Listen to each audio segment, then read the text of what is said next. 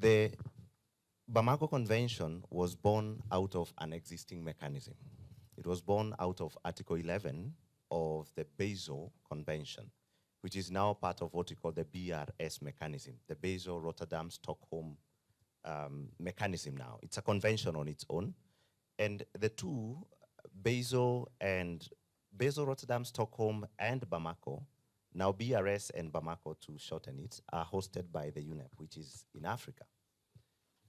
And the significance of this is, first of all, it's an outright documented treaty law. Maybe it's a bit of a mouthful, but it is the only convention, in my view, where Africa came together to say no. Africa came together to say no. I am not very conversant with all the treaties that exist or the conventions, but I do know that that is one of the only treaties that I know that is particularly designed to refuse. The others are sort of designed to embrace with a sense of negotiation under special needs and circumstances. But this one is our own convention that speaks to Africa for Africa and to the rest of the world. That is number one.